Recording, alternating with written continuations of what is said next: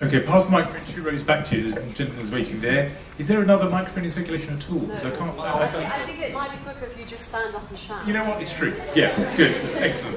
Who needs electricity? Go on. A couple of weeks ago, at the Faith Regens, the Muslim-inspired climate change meeting, I passed over to you a copy of the Earth Charter because it is such a visionary document about the possibility of really working together on a global basis. I wonder if you've yet had a chance to properly to have a look at it. I'm really glad you asked that question. That's the question every politician hates is, have you actually read it?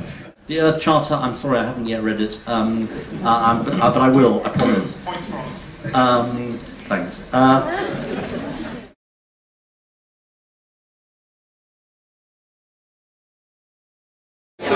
I wasn't surprised, but I am determined that you will read the Earth Charter.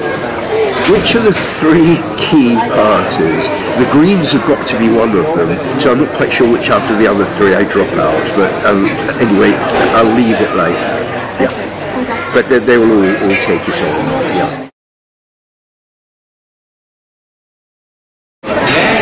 The Earth Charter is the one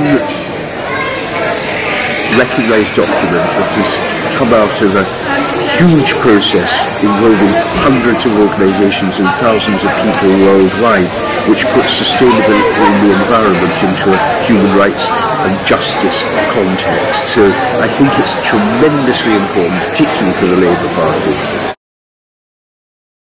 It emerged out of the 1992 Rio summit, and there was a call for a document which would express our relationship to human life and to life generally, the community of life and the environment, as well as just human rights, to be a sort of companion to the Universal Declaration of Human Rights.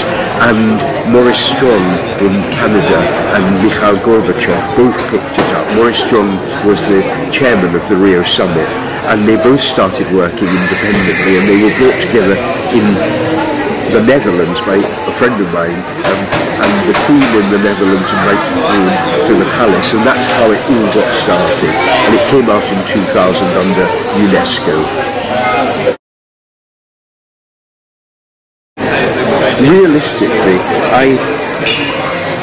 it's happening now all over the world. It's being used in South America by ministers of education from primary schools up to university. It's being used in Mexico by local government. It's being used in Australia by wildlife conservation, in South Africa on coastal erosion. It's being used in different places in different ways.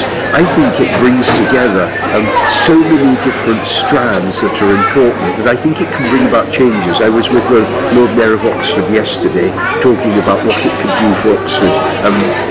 In all sorts of ways, trying to help to develop an understanding that the world is interconnected, and we aren't going to solve issues of climate change without being aware of much wider canvas. No, I think the document is not timeless. I think I can envisage that it will need revision. I think that the process of revision is going to be a very large one, and therefore at this point it's not one that we're likely to open up. But the 10th year is going to be celebrated on Earth Day in April the 22nd, I hope with the Eden Project. June the 5th we're doing a big thing in Bournemouth on air transport and airports and pollution, but the need for the local economy, and we've got a very large event happening in October, November over here as well. So I think that there's a year in which a great deal is going to have to happen following Copenhagen, because Copenhagen isn't going to solve all the problems.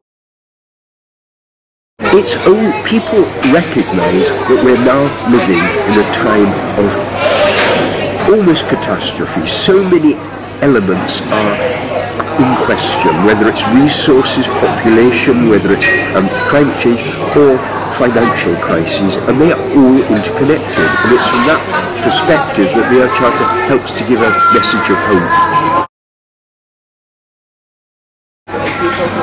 I'm hopeful about human beings. I think that we are extremely resourceful. we have huge responsibilities to deal with the suffering which is already taking place because of not only climate change but problems of resources. It's not easy to just have glib hope. Radical hope is something of a different order, and on that basis, yes, no question that life will continue. I think human life will continue, but we've been through terrible times, and unfortunately I do believe that there aren't going to be simple answers, and many people are going to suffer and are suffering in horrible ways. Thank you very much.